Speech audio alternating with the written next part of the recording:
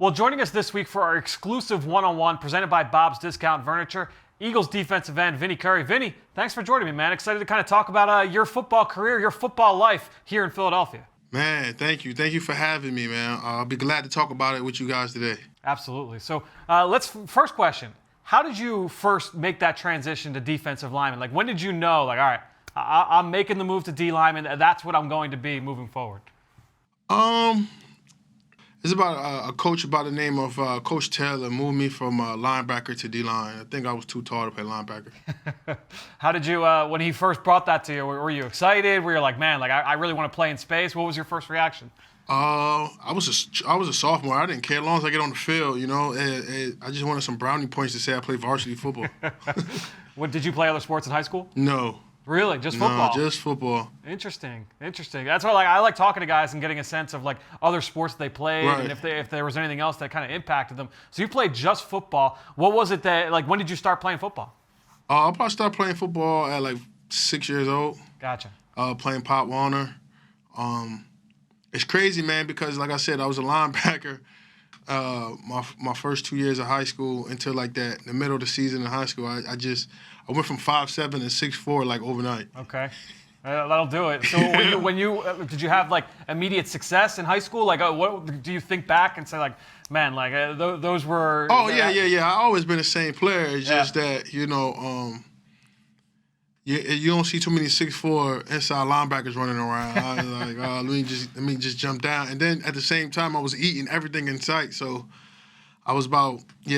All right. Well, so then you go to Marshall. Your last couple years there, you had like 23 sacks. You had a bunch of TFLs. Right. What was it that helped you make that next step from your sophomore year to your junior year? Like, was there something mentally? Was it a coach? What was it that really kind of helped you take that next step? Well, my first 2 years at Marshall, remember I was a 4I. We ran a 3-4. So Okay. that wasn't really utilizing me on the edge. So my junior year, they made a coach's change, and the rest is history. So from what I remember, Sean Cronin showed up as your defensive line coach at Marshall. I worked with Sean when I was at Temple for a little bit. So what was that relationship like? Because obviously he was your coach when you first made that big jump in production. Yeah. Oh man, that's my guy. He the one who kind of set me down, told me that I had a bright future, and like. It was something special. He worked me really, really hard. So shout out to him.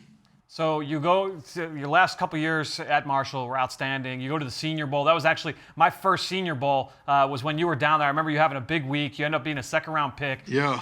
And then the craziness starts, man, because you had 2012, you had Jim Washburn, you had Tommy Brazier, right? 2013, you have Jerry Azzinaro. Yep. Then you've got Chris Wilson from 2016, 2017. Yep. Brenton Buckner, 2018. Then you come back, you have Philip Daniels last year, Matt Burke this year. A bunch of D-line coaches in your career, man. All different philosophies. No question. So, like, is there something now as you sit back, and I feel like this season, or this offseason, for everybody's at home, was there like a lot of reflecting? Do you think back in your career, are there things that you kind of take from all of those guys, even though they were such different philosophically? Oh, absolutely, man. One thing is you gotta expand your brain, man. You gotta always be willing to learn. So, I try to take a little bit from each person and try to utilize it to my game. But being 9 years in, what you see is what you get. I'm gonna go out there and bust my ass and play hard and put it all on the line. So. I remember your first day at the NovaCare Complex was the day that they were announcing they were going to retire Brian Dawkins' number. Huge press conference, bunch of NFL alumni in the building. You're growing up an Eagles fan, and that story's been told. But my question is this: I was in the studio with you. You were being interviewed by Dave Spadaro, and you see Brandon Boykin gets drafted. You were all excited because you were training with Brandon all offseason. Yeah. So you were all fired up about it. Now, 9 years later, is there something like if you could talk to 23-year-old Vinny Curry? What advice would you give to 23-year-old Vinny Curry at that point? I think 23-year-old Vinny Curry was so anxious, but at the time they had like 10 defensive ends that was here, and everybody was really, really good. So I would just tell him that to continue to stay patient. Some days those were some long days my rookie year because I was so anxious to get on the field. I was just telling him to be patient and that your day is coming. Who were the guys that really helped you bring you along early on, your rookie year, your second year? You mentioned there were a bunch of guys already in that room. Right. Who were the guys that really helped you along? Oh, man, we had a great group. Trent Cole, Darryl Tapp, the list, Cullen Jenkins, Mike P. The list go on and on. One thing, me and Fletcher and BG had a chance to be around a great group, and that was really helped me, you know what I'm saying, become a professional, understand how practice is going, understand, you know, you go full out, max effort in every game, because those guys, if you watch them, they didn't take a play off. And that's what's crazy to me is like even just looking at you three guys, like I mentioned all those coaches, both the guys you're in that room with did the same exact thing. Like, do you guys ever talk about that at all?